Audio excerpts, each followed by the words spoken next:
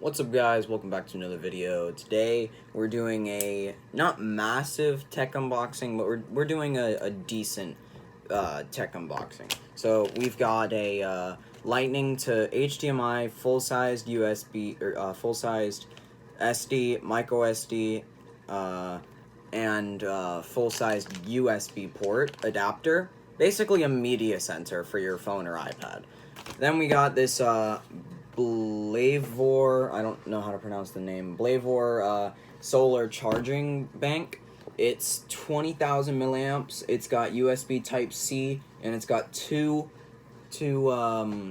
I believe 2.1 or 2.0 quick charge USB ports, which is also cool.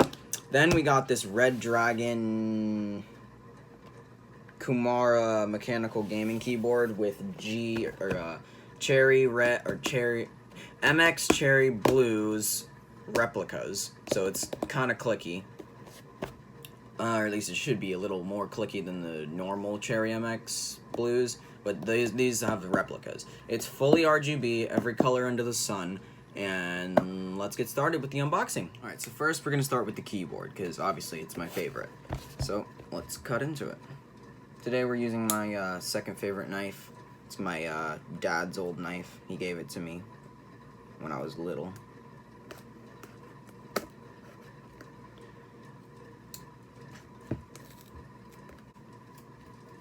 To have tape everywhere.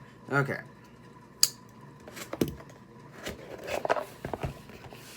So this is the initial unboxing experience. We got a Red Dragon sticker.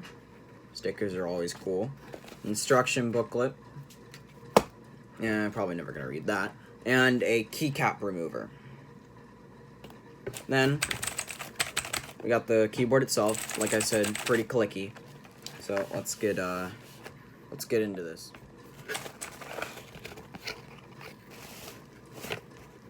Alright. There's nothing else in the box, so I'll fully remove it from the box and put the box up here. So, it looks like a relatively long USB cable. It's coiled with a Velcro strap, and it's got this little unique USB cover. So if you're like taking this thing places, it'll be useful. And this is just the sleeve. I'll probably keep that in the box in the event I ever want to take this thing somewhere, like a friend's house or something like that. So, overall, the keyboard, it's a 60% keyboard, so no numerical pad. It's just got the media buttons on the left and then the arrow keys. And for the sound test, I mean, you guys can be the judge.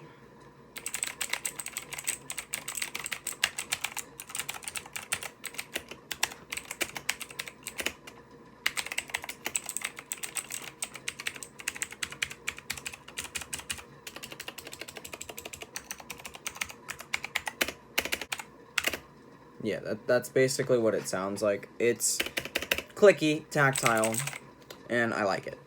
On to the RGB. So, we're gonna get this foil off and plug it in to my Xbox, because I don't have a computer. I have an Xbox. I do keyboard and mouse gaming on that. So, let's get this wire out of the way.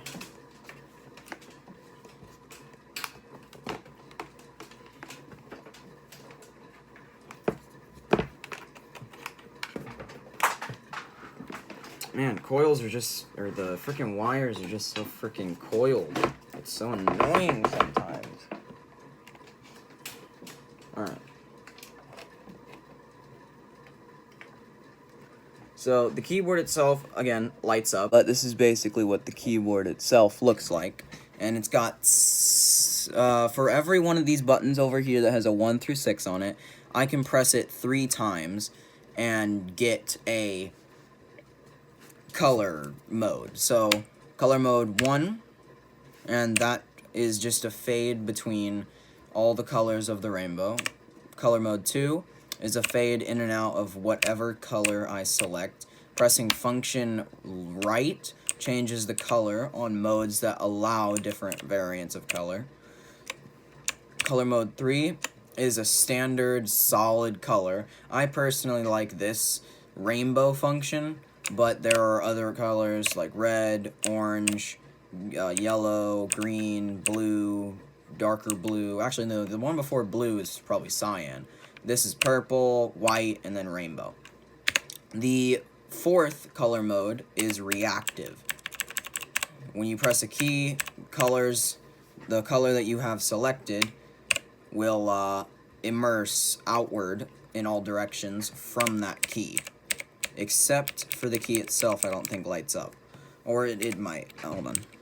Yeah, it lights up. But yeah, function right changes the color that it reacts from. All the colors that I've shown you before. And then color mode 5 is rainbow reactive. As you can see, as I'm pressing this, the color is getting different. I believe this also has a reactive color changing. Yeah, I can change it to any color previously showed before. Color mode 6 is row outward bursting. So as you can see, I'm pressing this to the left and to the right. It's going outward in both directions in only that row. And something cool that is really smart about is it even goes over to this side. As you can see, I'm pressing this. It's going over to this side. So, color mode 7 is this right here. It's like supposed to simulate, I guess, a wave effect. This is also changeable to any color in the rainbow. Color mode 7 is like a whirlpool, maybe, or I don't even know how to describe this one. But this also allows you to change what color it is. Color mode 8 is like a ripple effect type thing, or like a warp effect, kinda. Also allows you to change the color. I personally don't like the rainbow in these effects because it doesn't really... Rainbow doesn't really show an effect when it comes to...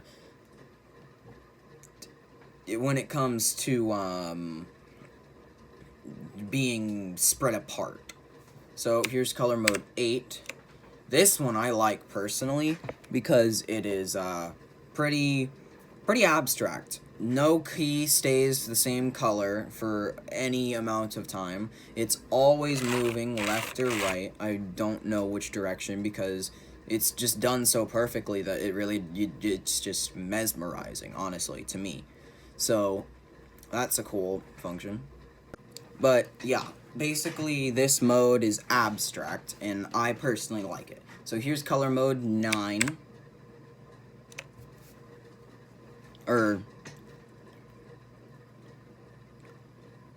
No, this is color mode 11, I believe. Well, wait. 1, 2, 3, 4, 5, 6, 7, 8, 9,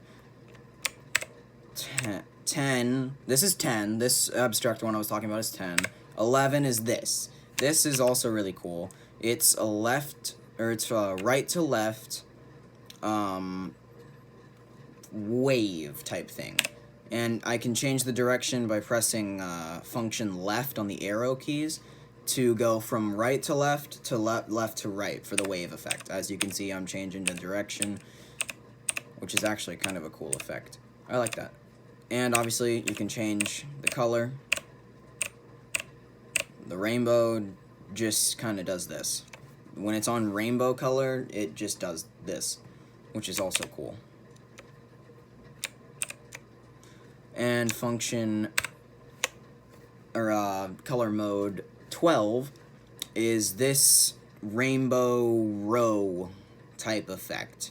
This also has different colors. Basically, it's every other row fades in and out while the other one fades out and in, basically.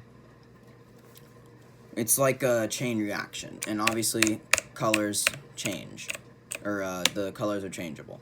This mode kind of gives me a seizure, but the other ones are a little more seizure-inducing, if you ask me. And the wave rainbow is actually the one that I said was abstract. That one I don't really like for gaming because it kind of gets in your peripheral vision and kind of like messes with your focus on the game. So here's color mode 13. This one, no key stays the same color again for any sort of time, but I honestly don't really find the character in this mode because nothing really seems to blend in together. It just feels like there's a bunch of oversaturated colors all mixed in together. So here's color mode 14. This one is not reactive, it's just a ripple effect type thing, and obviously it can change the colors. Here's 15. This one is I believe, from top to bottom wave effect. It looks like from bottom to top, actually. Yeah, it's from bottom to top, and you can change the direction with function left on the arrow keys. And color mode 16 is this thing. And color mode 17 is a wave effect. You can change the direction. Or no, this one I don't think you can change the direction. It just goes from left to right, right to left, left to right, right to left. And obviously you can change the color. I don't like the rainbow for these because, as you can see, it's kind of like undersaturated colors. Here's 18. This one is just a bunch of other solid color modes. I don't really know what this mode's for, but here's 19. This one is similar to, I believe, this one. Yeah, it's similar to this one. This mode right here is similar to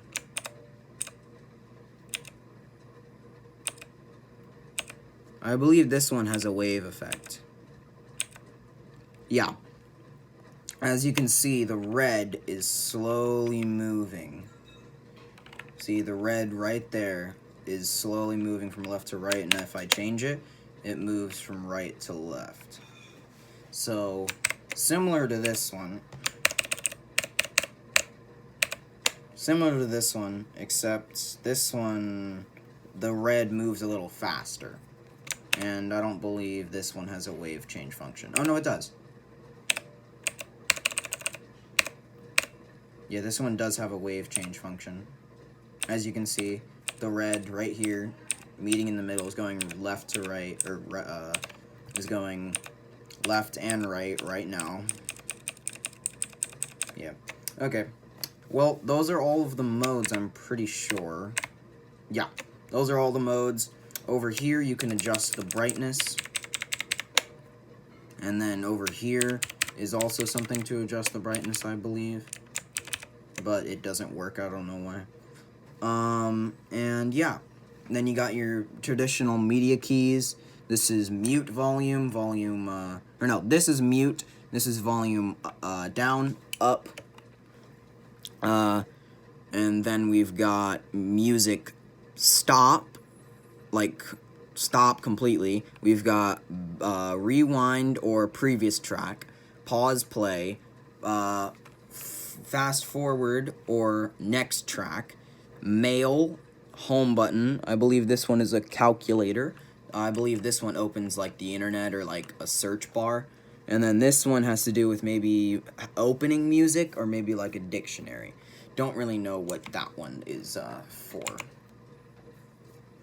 And I haven't figured out what this one is for, but something really cool when it comes to keyboards is the start button works as an Xbox button. So if I press the start button, it opens the menu on my Xbox. So that is the Red Dragon RGB 60% keyboard. And on to the next product. Okay, this is the Media Hub for iPhone or iPad. So basically what it has on it is a lightning port for charging, which, disclaimer, does not need to be plugged in to power all of these functions. I've read the reviews and I've watched videos on it. You can power the full-size SD, the micro SD, the HDMI port, which yes can plug into a external monitor, and a full-sized USB without having to plug it into a wall or lightning port. All of that power is provided by the device, which is really cool.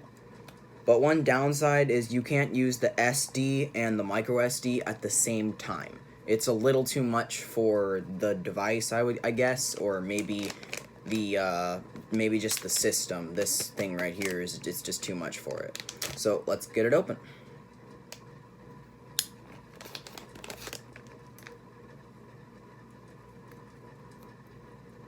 Come on, get in there. Hold on.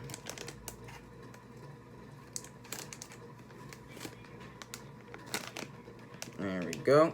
It's like a Ziploc bag or whatever, or like a clamp close, so I just had to cut the top of it. Alright, let's get this bad boy out. There's basically nothing else I can show you now, but I'll do a comprehensive review sometime this week. But yeah, this is what it looks like. It's got a little dongle. Yeah, that's basically what it is. Not an adapter, it's a dongle. We live in a life of dongles. I mean, have you seen the MacBook? But yeah, they make little adapters that like snap on the side of it, but I don't like those. Those are weird looking. They can snap off in your MacBook if you put it in your backpack if they're in the wrong way or something. But yeah, but we're not here to talk about MacBooks. We're here to talk about this thing. So yeah, it's got full-size USB, full-sized HDMI, micro SD, full-sized SD, and a lightning port, which all do function, except the micro SD and the SD cannot function at the same time. And this USB pass-through will work with keyboards and wired mouses.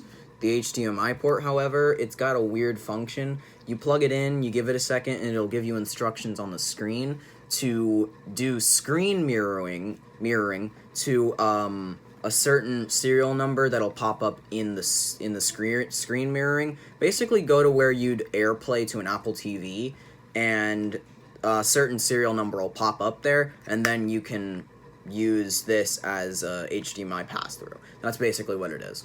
So, time to move on to the power bank, the last product. Now, I personally like the idea of solar power banks. I always have. I pursued them in the past, but the last one I bought started like heating up a lot and started smelling like lithium-ion batteries, which is not good. Smelling like a lithium-ion battery is not a good sign when it comes to batteries, so I had to return that from Best Buy. But it is overall got good reviews. It's solar charged, obviously, as I've been saying, so it will be able to charge from bioluminescent light, or bioluminescent, what am I, a marinologist? From artificial light, so it would charge from my lights in my room. It can charge in the most dismal conditions, just not that fast, and it can also charge wired from a USB Type-C. Yes, you heard me correctly. Something that sounds like it should explode charges with USB Type-C. I'm honestly quite shocked myself. Yeah, see, it's already starting to charge from the USB, or from the lights in my room. So, let's go over the peripherals on this bad boy. It has two USBs, one which is fast charging. It has a micro USB port and a USB Type-C port. Both USB Type-C and micro USB can be used to charge the device, although only one of them can output. Obviously, the USB Type-C is the one that can output. It's rugged, it's waterproof when this little flap is on there. And something else cool, it has wireless charging on the back of it. It fast charges Samsung devices at 10 watts, and it fast charges iPhone devices at 7.5, and all other iQOO-enabled devices, it charges at 5 watts. And lastly, actually two more lastlies. It's shockproof. Every corner of this device has rugged feet or edges to where if I drop it, it is going to survive. And I believe the circuits inside of it are also shockproof, so if they get like shaken around, they will survive. And the last function that I personally like is the flashlight. If you tap it once, it goes into a strobe, and you tap it again, it goes into a full-fledged strobe. You tap it again, it turns off. And yeah, that is the full functions of it. It comes with a USB Type-C charging port, obviously, but it charges from the sun, mostly. So yeah, that is my tiny version of a massive tech unboxing. I hope you enjoyed. Thank you for watching.